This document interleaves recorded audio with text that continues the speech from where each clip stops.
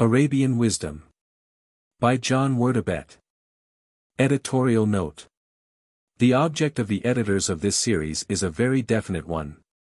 They desire above all things that, in their humble way, these books shall be the ambassadors of goodwill and understanding between East and West, the old world of thought and the new of action. In this endeavor, and in their own sphere, they are but followers of the highest example in the land. They are confident that a deeper knowledge of the great ideals and lofty philosophy of Oriental thought may help to a revival of that true spirit of charity which neither despises nor fears the nations of another creed and color. Finally, in thanking press and public for the very cordial reception given to the Wisdom of the East series, they wish to state that no pains have been spared to secure the best specialists for the treatment of the various subjects at hand. L. Cranmer Bung. S. A. Kapadia. Northbrook Society. 185 Piccadilly, W. How do you find this book? Any thoughts about the book or the author? Any suggestion for improvement? Please take a moment to share your thoughts in a comment. If you like it, share it with your friends who might enjoy it as well. Subscribe to keep in touch. Visit CompleteAudiobooks.com for more quality content. Introduction. The wise sayings and proverbs of ancient and modern times, and in all the languages I know or to which I had access in translations, have always had a great attraction for me. Drawn from the experiences and study of human life, they have been reduced by wise men to short, pithy sentences, generally expressed in some quaint or striking form, for conveying sound moral truths. They are intended to be maxims of life, or rules of conduct, chiefly for the young, but may be read with pleasure and profit by both young and old. It was with such an object in view that the editors of the Wisdom of the East series have lately issued a number of small books on this subject carefully translated by competent specialists, and which have been highly appreciated by the English press and public. Their chief desire, however, appears to be that these books shall be the ambassadors of goodwill and understanding between East and West.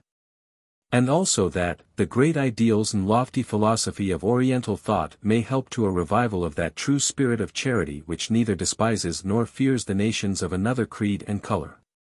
See Editorial Note. It was also from such motives, but long before I had seen these books, that I have employed a part of my leisure hours in translating into Arabic some of the best sayings of M. Aurelius, Shakespeare, Tennyson, English and other proverbs, and, quite lately, selections from the instruction of Ptahhotep and Sudi's Scroll of Wisdom. They were published in the best Arabic magazines, and have been read by many Christians, Muslims, and Jews in Egypt, Syria, and other countries. And I have been told by some of these Oriental readers that they found in them much matter for thought and instruction, while their views of the community and bonds of human nature among all nations, and in all parts of the world, have been broadened and enlarged. The Arabic language is particularly rich in this kind of literature, and its proverbs are often appropriately introduced in conversation, letters, and books, and add much force to what is said or written. Many are light and colloquial, and bring a smile or laughter to both speaker and hearer, but many also are distinguished by their classical form and the serious weighty ideas which they convey or inculcate. It was easy, therefore, to find abundant material for this little book, but it was somewhat difficult to make a wise selection, to classify the different subjects under proper heads, and to translate Arabic idioms into good English. Other difficulties were when the proverb in Arabic is formed of two parts which assonate or rhyme, when the piquancy of a short sentence depends so much on the quaintness of its expression, when an untranslatable pun or play upon words is used, or when the phrase is too elliptical or too oriental in its reference to be easily understood by English readers. The translation I have made is generally literal, sometimes free, but always true to the original. Some I have left in their Oriental form to show the Arabian bent of thought and mode of life. The renderings from the Koran are all mine, and I alone am responsible for them. All that I have tried to do was for ordinary readers, and for them alone.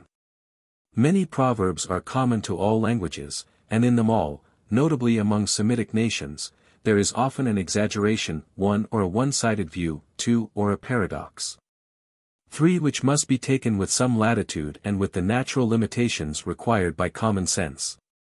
It will also be observed that many Arabic proverbs have a close resemblance to the Proverbs of Solomon, and often assume that rhetorical form or parallelism in which Hebrew poetry abounds when the same idea is repeated in other words, or where its positive and negative sides are put into contrast. The following quotation, taken from the 8th chapter of that book, may serve as an example of what has just been said, and as an appropriate introduction to this little book. Doth not wisdom cry, and understanding put forth her voice? Unto you, O men, I call, and my voice is to the sons of men. For my mouth shall utter truth, and wickedness is an abomination to my lips. For whoso findeth me findeth life, and shall obtain favor of the Lord. But he that sinneth against me wrongeth his own soul. All they that hate me love death. The 1st chapter of the Koran. In the name of God, who is abundant in mercy and compassion. Praise be to God, the Lord of the universe, the most merciful and compassionate, the sovereign of the day of judgment. Thee alone we worship, and from thee alone we seek help. Guide us to the right path, the path of them to whom thou hast been gracious, not of them with whom thou art angry, nor of them who have gone astray. Amen. 4. Repentance, and God's forgiving mercy. Quran. O ye who believe, repent unto God, for he loveth them who are penitent. O ye who believe in me, who by much sin have done a great wrong to themselves, despair not of the mercy of God, for he forgiveth all sins. Verily he forgiveth and is merciful. Traditions. Sorrow for sin is repentance. He who repents is like him who has not sinned. Wise sayings and proverbs. No intercession succeeds so effectually as repentance. The most truthful man is he who is true to his repentance. 2 sins only God does not forgive, worship of false gods and injury to men. A sinner's cry unto God. O thou who knowest every thought, and hearest every cry. Who art the source of all that is, or ever shall be. Who art the only hope in every trouble. The only help in every plaint and every woe. Whose treasures of bounty and word creative are one. God of all good, hear my prayer. One sole plea I have, my need of thee. But needing thee my need is filled. One only resource I have, to stand and knock. And if unheard at thy mercy gate, to whom shall I go? Whom shall I call, what name shall I invoke? If thy needy servant shall in vain thy bounty seek. But far be it from thee, God of grace, to refuse a sinner's cry. Too good and gracious art thou to send me thus away. Contrite, I stand at thy door. Believing that contrite prayer availeth much with thee. Suppliant, I stretch forth my hands. And with all my soul look up to thee. Save me, God, from every ill, and be thy favor ever mine. Forgiving others. Quran. God forgiveth past sins, let men forgive and pardon. Forgive freely. Forgiving others is the nearest thing to piety. Traditions. He who forgiveth others, God forgiveth him. Be merciful, and you will have mercy. Forgive and you will be forgiven. Sayings and proverbs. Of all things God loveth best forgiveness when one is able to inflict harm, and forbearance when one is angry. The pleasure of forgiving is sweeter than the pleasure of revenge. Forgiveness is perfect and the sin is not remembered.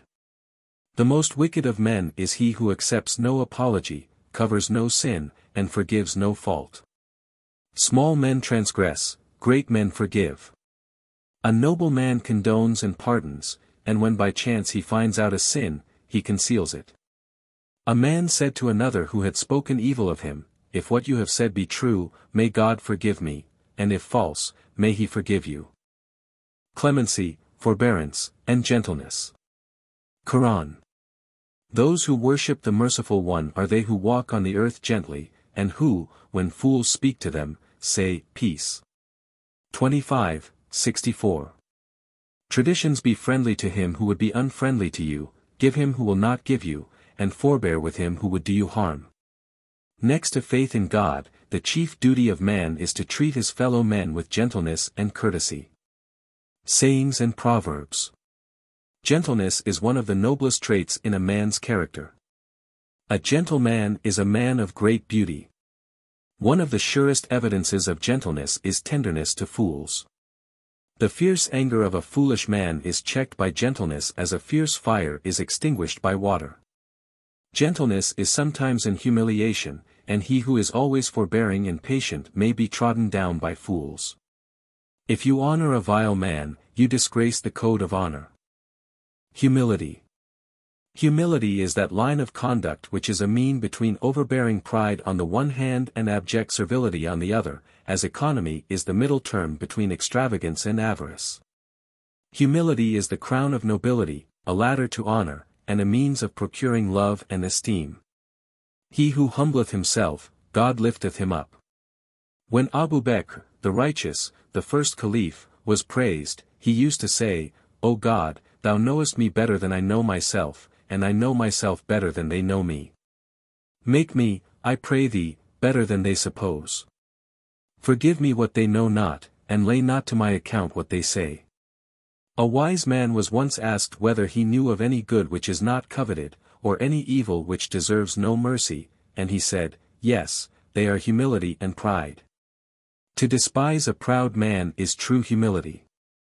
True nobility. True nobility lies in high character and refined manners, not in noble birth or ancient pedigree.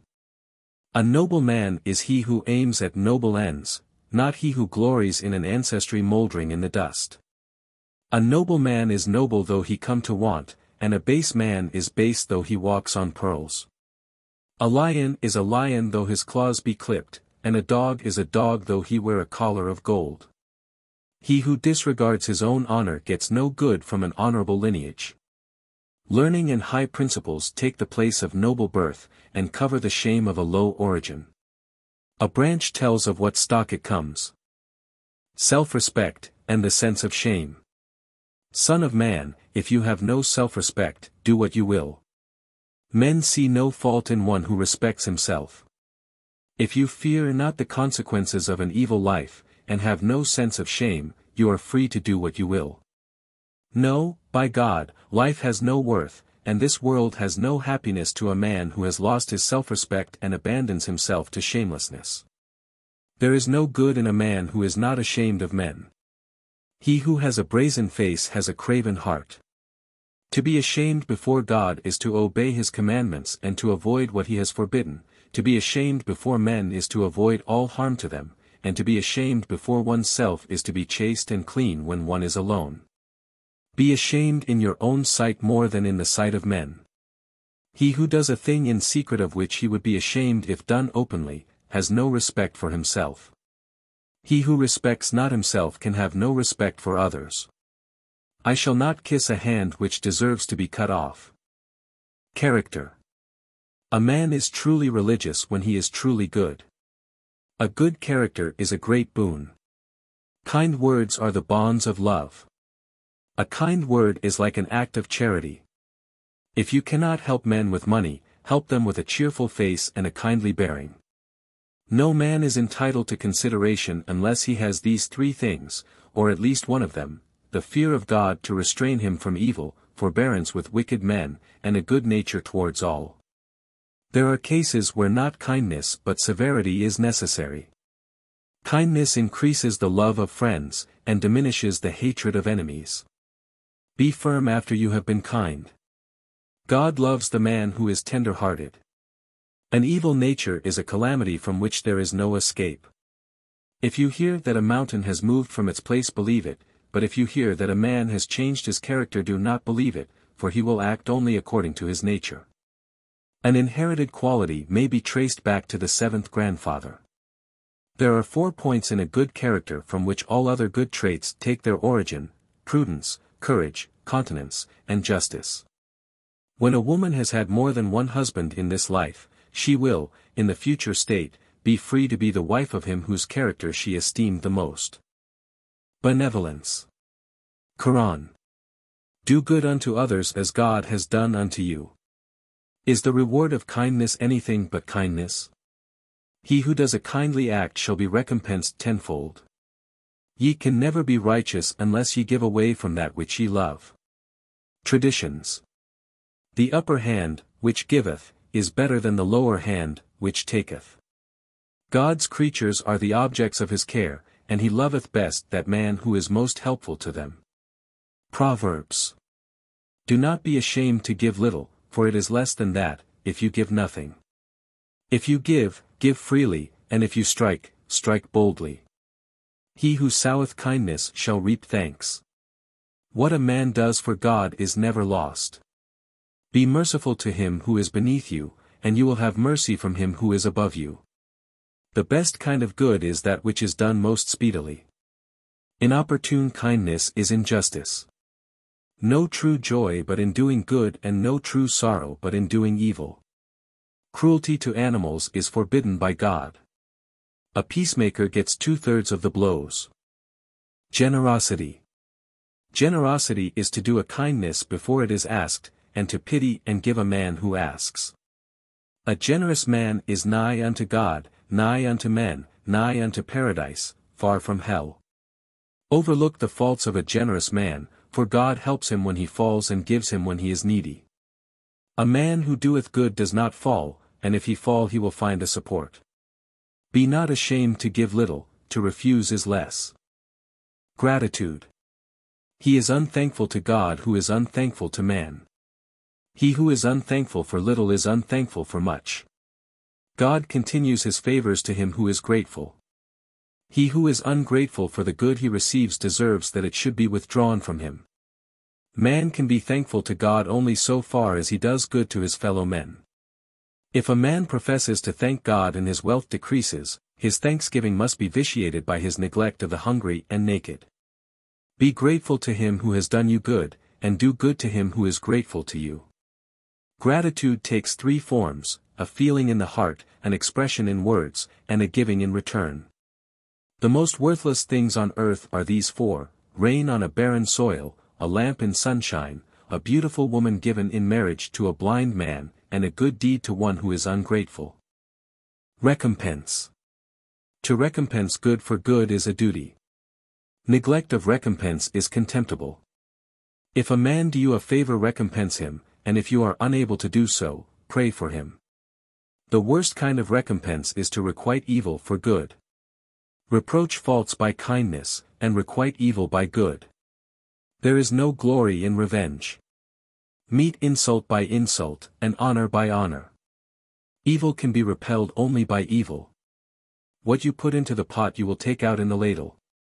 He who plays with a cat must bear its scratches. He who lives in a house of glass should not throw stones at people. Sins may lurk, but God deals heavy blows. Flaunting kindness. To carry a heavy rock to the summit of a mountain is easier than to receive a kindness which is flaunted. The bane of a generous action is to mention it. It is better to refuse a kindness than to be reminded of it. I would not accept the whole world if I were to suffer the humiliation of being constantly reminded of the gift.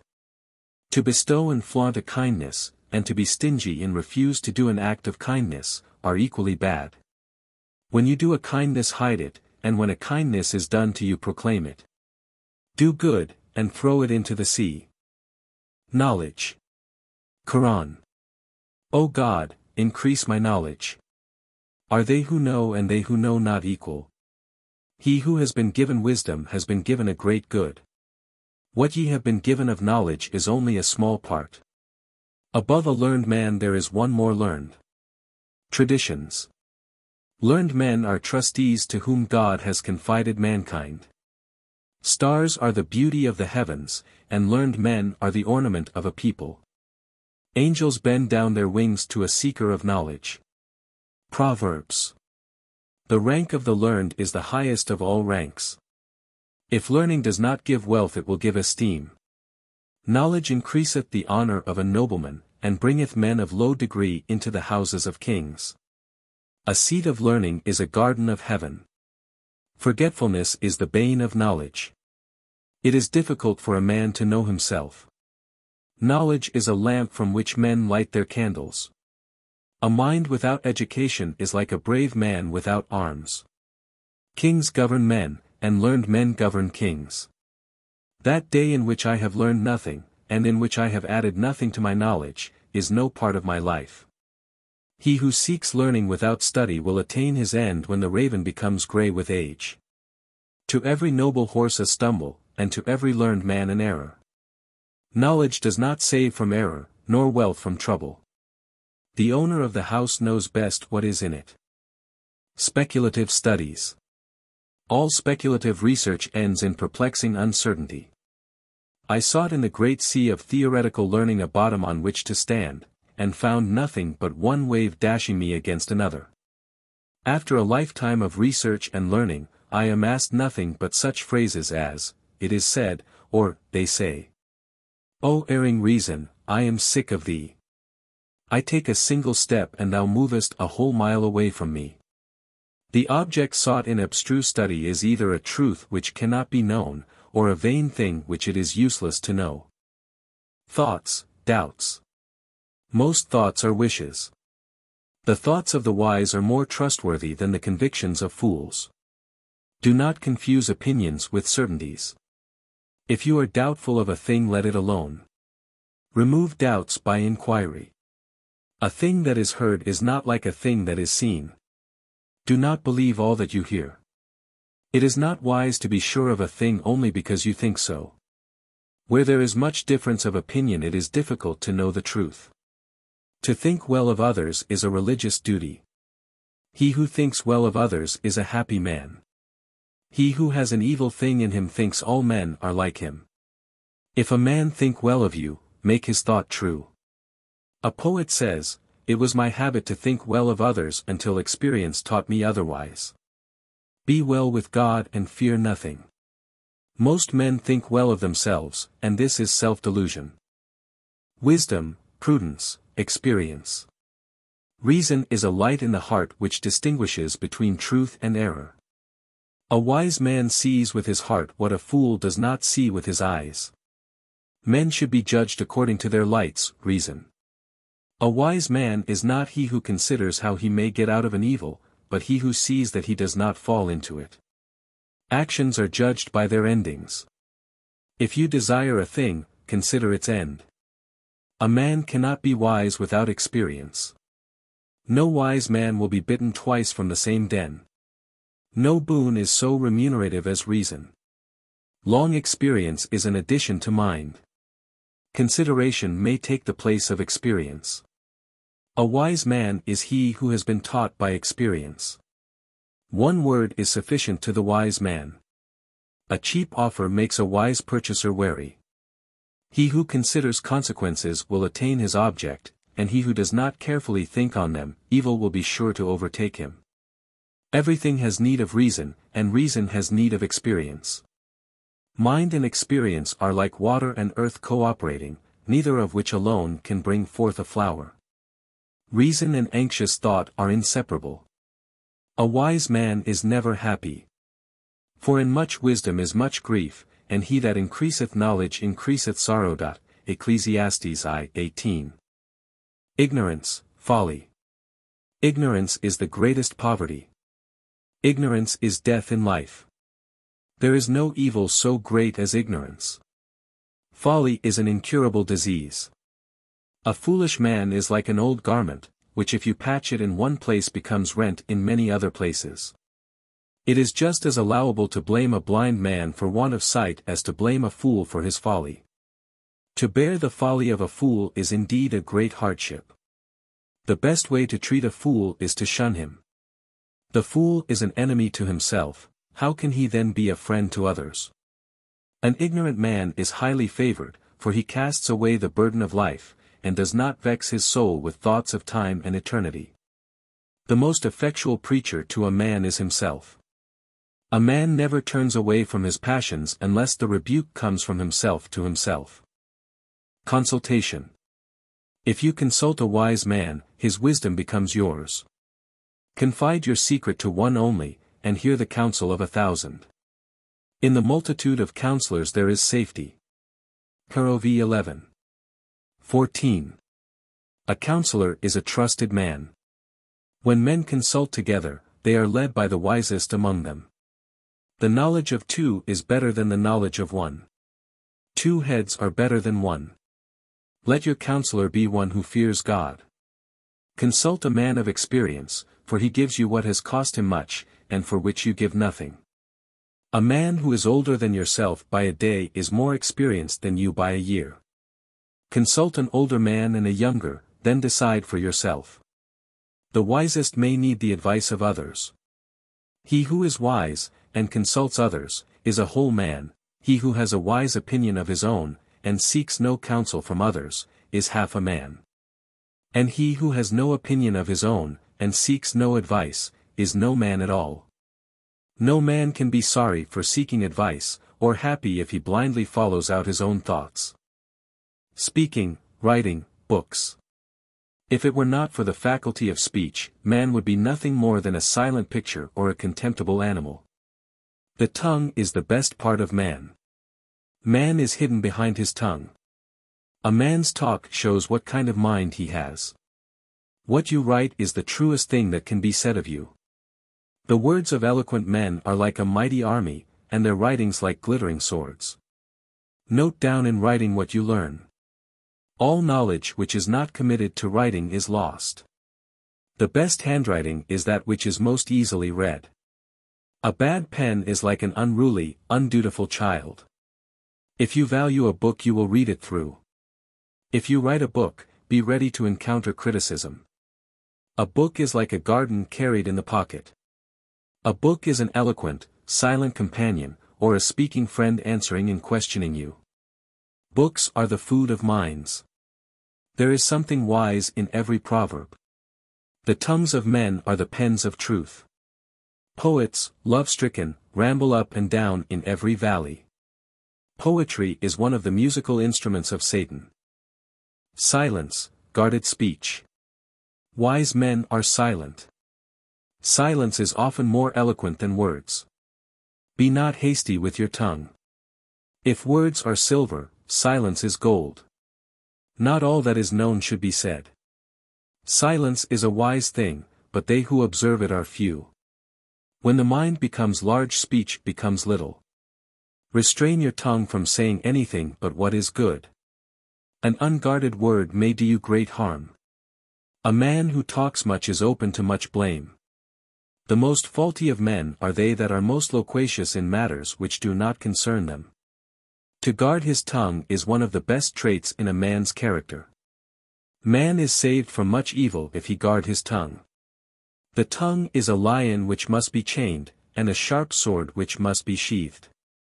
Nothing on earth is so deserving of a long imprisonment as the tongue. Beware of saying anything of which you may be ashamed.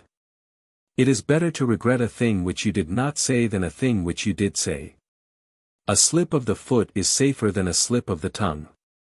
A false step may break a bone which can be set, but a slip of the tongue cannot be undone.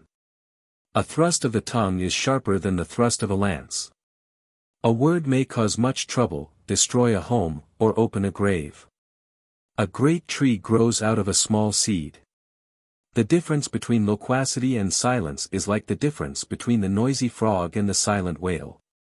Wisdom is made up of 10 parts, 9 of which are silence, and the 10th is brevity of language. A man conceals his ignorance by his silence. He who says what he should not say, will have to hear what he would not like to hear. He who talks much does little. What is said at night the day blots out. Truthfulness. Koran. O ye that believe, fear God and be truthful. Verily God recompenseth the truthfulness of the truthful. Traditions. Be ever truthful, for truthfulness leads to righteousness, and righteousness leads to heaven. Veracity brings peace to the heart. No man's religion can be right until his heart become right, nor can his heart become right until his tongue is right. Keep to the truth though it may harm thee, and keep away from falsehood though it may profit thee. A man can be perfect only when he speaks the truth and acts according to the truth. Proverbs. Truth is the sword of God, which always cleaves when it smites. Truth is armed with horns. By truth man is saved from evil. If falsehood saves from trouble, truth saves much more. When thou speakest, be truthful, and when thou actest, be gentle. An ignorant man who is true is better than a clever man who is false. There are two kinds of truthfulness, and the greatest of them is that which may do thee harm. If truth and falsehood were pictured, they would be represented by a terrible lion and a cunning fox. It is better to die a truthful man than to live the life of a liar. Truthfulness to promises. Koran. Be true to a covenant, for a covenant holds a man responsible. Be faithful to your pledged covenants and keep your oaths. Traditions. A man who keeps not his word has no religion. A true man's word is like an oath. Be truthful in what you say, faithful to your promise, and careful of what is entrusted to you. A pledged word is as if you had made the gift. Proverbs. A true man keeps his promise. A pledged word has the same value as a debt. The promise of a true man is a greater obligation than a debt. That man is a hypocrite who prays and fasts, but is untruthful in what he says, false to his word, and unfaithful in discharging a trust. Truthfulness to secrets. To keep a secret is a divine law. A secret is a trust, and to betray it is perfidy. The least of all noble traits is to keep a secret, and the greatest is to forget it. He controls himself most who hides a secret from his friends. When a secret is known to more than two, it becomes public. He who seeks a place to hide his secret reveals it. Walls have ears. It is unwise to confide a secret to 2 tongues and 4 ears. Your secret is your captive, betray it and you become its captive. A man should be a tomb in which a secret is deposited. If you keep your secret you are safe, and it will be to your sorrow if you reveal it.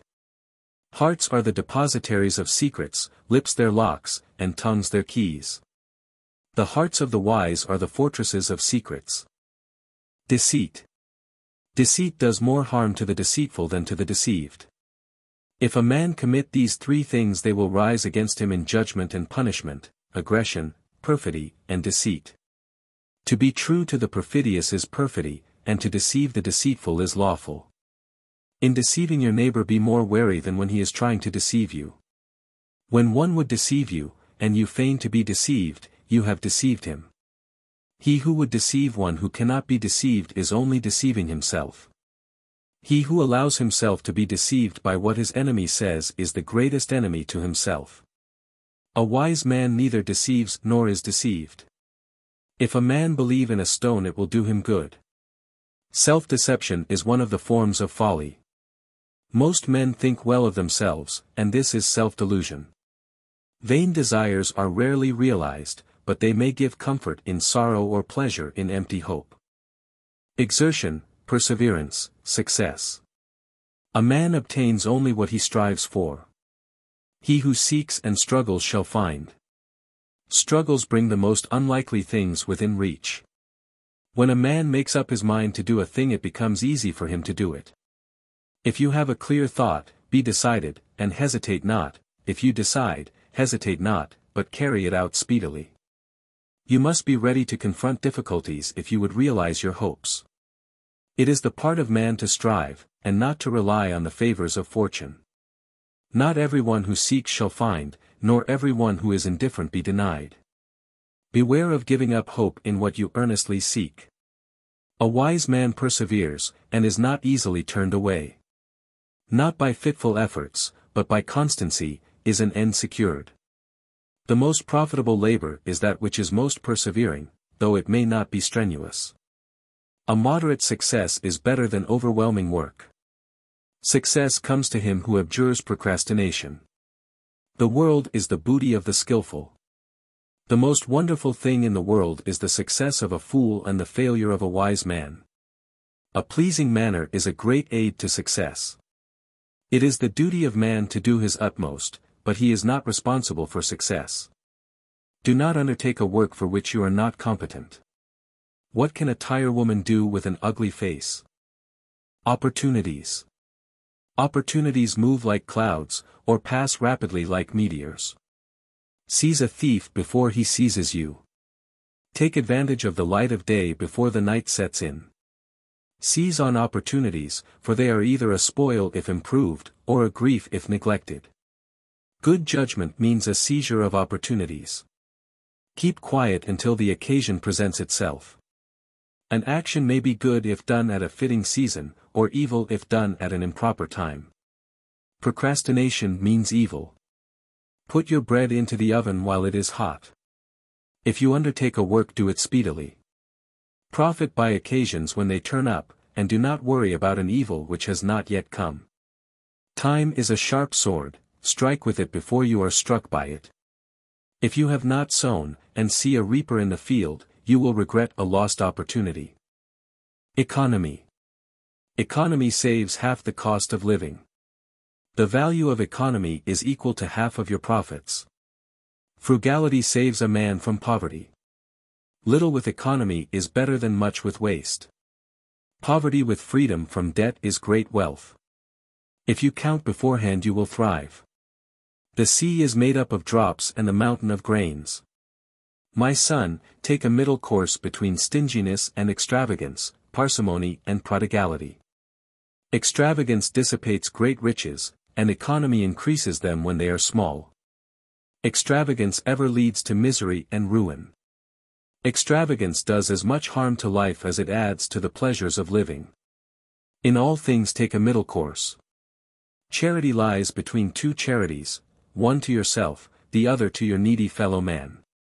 If you are too soft you will be squeezed, and if you are too dry you will be broken. He who spends and reckons not, ends in ruin and knows not. He who buys cheap meat will regret his purchase when it is served up. Vicissitudes of Fortune. Man is like an ear of wheat shaken by the wind, sometimes up and sometimes down.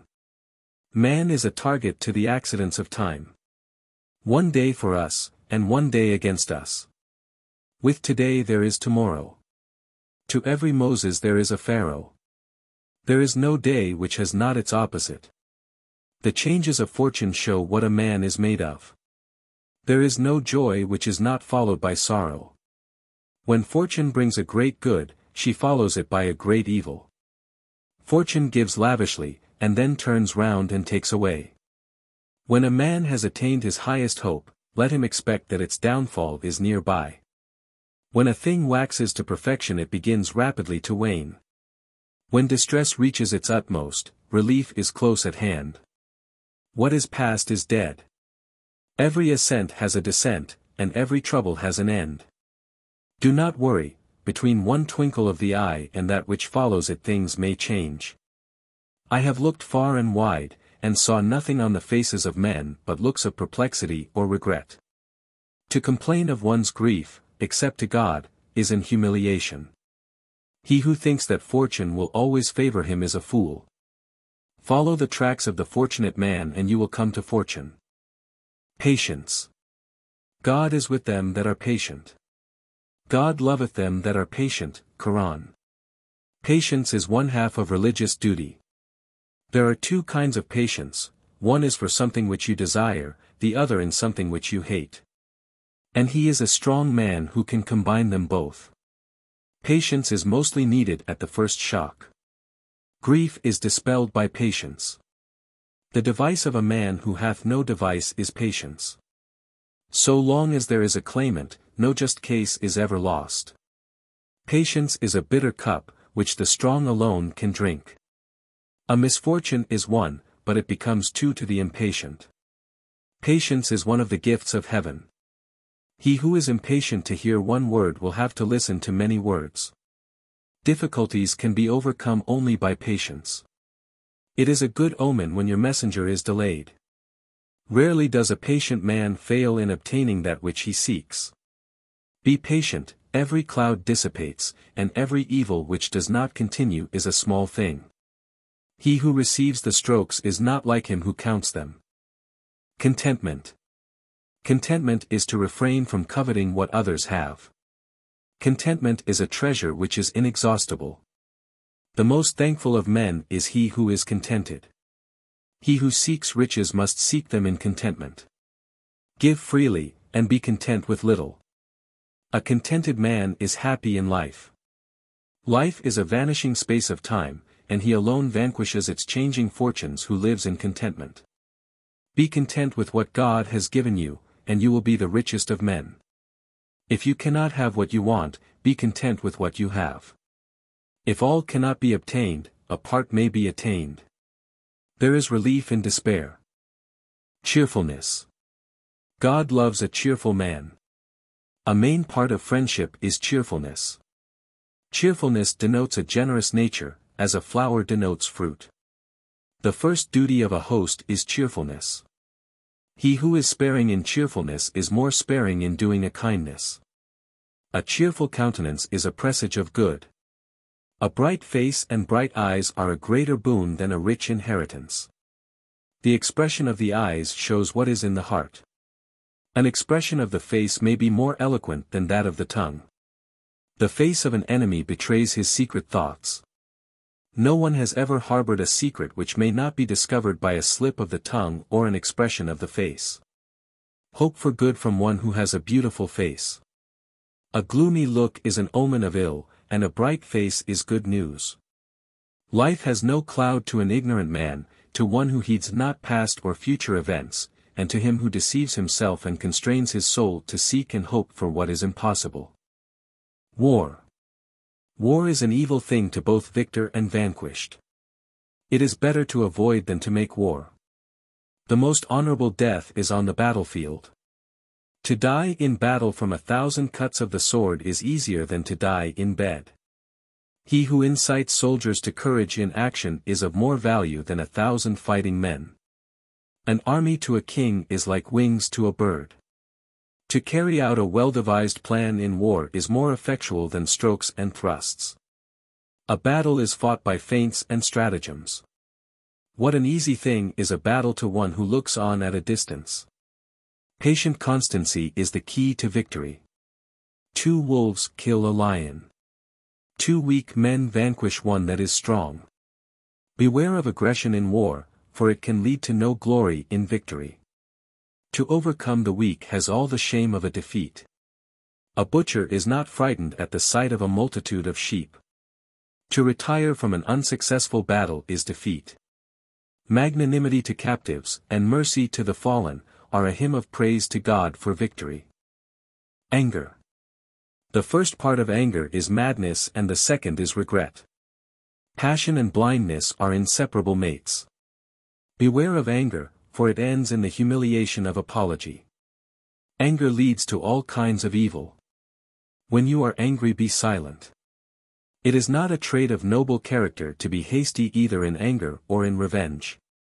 The anger of a fool reveals itself in what he says, and the anger of a wise man in what he does. Quarrelsomeness is a contemptible habit. Call not yourself a man so long as you are angry. Hatred, malice. Of all men God abhors most an implacable enemy. Of all things nothing is so bad as the making of enemies. Of all evils nothing is so hard to be borne as the triumph of an enemy. Rejoice not over a fallen man, he may rise and you may fall. Despise no enemy, however insignificant he may be. See how the shadow of the earth causes an eclipse of the moon, or how a midge brings a tear to the eye of a lion. He who makes enemies shall have many a restless night. He who has many enemies, let him expect a downfall. When anger is repressed by reason of inability to do immediate harm, it retires into the heart in the form of malice and breeds these vices: envy, triumph over the enemy's ill, repulsion of friendly approaches, contempt, slander, derision, personal violence, and injustice. Murder. The first thing which shall be taken up in the day of judgment is murder. Man is a building made by God, and he who destroys the building of God shall be demolished. Put no man to undeserved death, for God forbids murder. Announce violent death to the murderer, and poverty to the adulterer, though after a season. Envy. The difference between envy and emulation is, that in the first the desire is for the cessation of a good enjoyed by another, and in the second the desire is for the possession of a similar good. An envious man is angry with God for his favors to other men. Every favored man is envied. A lordly man is always an object of admiration or of envy. Beware of envy, for it shows itself in you, not in him whom you envy. Envy is a disease for which there is no cure. Envy is a disease which does more harm to the envious than to the envied. All enmity may be overcome except that which comes from envy. There can be no peace in the heart of an envious man. A man cannot be happy if he be malicious, envious, or ill-tempered. Keep your affairs to yourself, for every favored man is an object of envy. Envy may be cured only by a sure knowledge that it is a cause of much pain to you and no evil to him whom you envy, so you must shun it if you would not be an enemy to yourself and a friend to your enemy. Envy consumes man, as rust corrodes iron. He who strains his neck to look at one above him gets nothing but pain. Envy no man except him who is good. Rashness. Beware of rashness, for it has well been called the mother of regrets. He who acts hastily either makes a blunder, or comes very near it. He who is deliberate is either right, or very nearly so. A hasty act comes from the evil one, and a deliberate act from God. Haste is the resort of the weak. Laziness. Hopes are never realized by sloth. A lazy man can never succeed in life. It is one of the signs of weakness to leave things to fate. A lazy man loses what is due to him. Weakness and sloth lead to ruin. A man gets tired of having nothing to do, as he gets tired of work. If work is hard, want of work is a great evil. Youth, riches, and leisure are the great corrupters of life. The head of an idle man is the workshop of Satan. Avarice, stinginess, greed. Avarice and faith in God can never live together in the heart of man. Avarice and ill nature have no place in the heart of a good man. Avarice is the parent of all evil dispositions. The riches of an avaricious man go either to naught or to an heir. He who is close-fisted shall be treated in a like manner. A man who is miserly to himself cannot be generous to others. An avaricious man is more lavish of his life than of his money. A liberal man lives on his riches, a miser is eaten up by them. A miser lives the life of a poor man in this world, and will be judged as a rich man in the world to come. He who makes his morsel large will be choked. Avarice is the murderer of the miser. Greed is the mate of sorrow. Strong wine is not more destructive to reason than greed. An old man continues to be young in two things, love of money and love of life. Complaint, blame. To God alone I make my plaint of sorrow and grief, Koran 12:86. To bewail grief, except to God, is an humiliation. Lamentation is the weapon of the weak. A good man sees his own faults and is blind to the faults of others. Censure your friend by kindness, and return the evil which he may have done to you by acts of favor. To blame a friend is better than to lose him. No man is free from faults. If you count your friend's faults you will have no friend left. An absent man has his apology with him. He who compels you to blame him has made up his mind to forsake you. Open blame is better than secret malice. Blame not, nor boast, until a year and a half shall have passed away. He who has a needle under his arm it will prick him. There is no wood which has no smoke in it. Among all snakes there is not one that is good. You are your own enemy. Marriage. The advantages of marriage are purity of life, children, pleasures of home, and the happiness of exertion for the comfort of wife and children. This life is a joy, and its greatest delight is a good wife. An honorable marriage is a stepping stone to honor. Take a wife not for her beauty, but for her virtues. Chastity united to beauty makes a wife perfect. 3 things contribute to long life: a large house, an obedient wife, and a swift horse. The violence of love vanishes soon after marriage. If the love of bride and bridegroom were to endure, the resurrection day would be at hand. A man has no portion in the love of women when he becomes gray, or when he loses his fortune. The lover's eye is blind. The disgrace of a woman is abiding. Take the high road, though it turn, and marry a woman of good birth, though she may have been passed by. Women are the snares of Satan. Happy is the woman who dies before her husband. It is better to have 1,000 enemies out of the house than one in it. The girl who has many suitors, and makes no choice of one of them, is doomed to become an old maid. Children. Children are a gift from God. A child is a flower which has come down from paradise. Nothing is dearer than a child, except a grandchild. When your son is young, train him; when he is grown, make a brother of him. That child is loved most who is young until he is grown up, or sick until he recovers, or absent until he returns home. Your riches and your children are a temptation to you. Koran. Happy is the woman who has first daughters, then sons.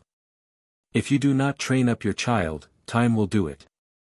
The training of children is like chewing stones. Your riches and children are your enemies, beware of them. Koran. The joy of parents in their children prolongs life. Sorrow for a child is a burning fire in the heart. He who is not tender to his child shall find no tenderness in God to him. Your children are not too many for death, nor is your money too much for a rapacious governor. Filial Duty. When your father and mother become old, and you take them into your house, say not a word of impatience to them, nor rebuke them, but speak graciously, and be humble to them, and say, O my God, be merciful to them. Even as they tended me when I was young. Koran. Be dutiful to your father, and your son shall be dutiful to you. He who is ill-mannered to his father will be ill-treated by his son. The goodwill of parents procures the goodwill of God. The central gate of heaven is open to the man who has been dutiful to his parents. Paradise is open at the command of mothers. You, and all that you have, belong to your father. A daughter is always proud of her father. An unmarried daughter has a broken wing. Brothers, relations. A man who has no brother is like one who has a left arm and no right. A brother is a wing. When evil befalls you, you will know the value of a brother. Your brother is he who shares your distress. The same regard is due to the eldest brother from the youngest as that which is due to a parent from his child. God helps him who helps his brother. Who forsakes his brother will be forsaken by God. A man is a mirror in which his brother's likeness is seen. The best man among you is he who is best to his relations. Blood does not become water.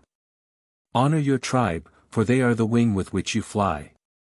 The measure of a man's greatness is that of his tribe, clan, party. Be friendly to your relations, but do not depend on your relationship. If it were not for my own arm, my mouth would have nothing to eat. Friends, companions. A friend is a second self and a third eye. A true man is he who remembers his friend when he is absent, when he is in distress, and when he dies. A friend is known only in adversity. If your friend is sweet, do not eat him up. If you would keep a friend, do not lend him money nor borrow from him. Keep to your old friends, your new friends will not be so constant. You may find in a friend a brother who was not born of your mother. The noblest man is he whose friendship may be easily obtained, and whose enmity can be incurred only with difficulty.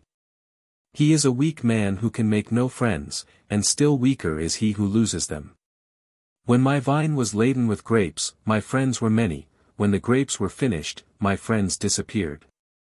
Friendship may come down by inheritance from ancestors, and so may hatred. Nothing makes us feel so lonely as solitude, and nothing makes us so cheerful as freedom from evil companions. Without human companions, paradise itself would be an undesirable place to live in. A man's character is judged by the character of his companions. Smoke is no less an evidence of fire than that a man's character is that of the character of his associates. He who associates with a suspected person will himself be suspected. Neighbors.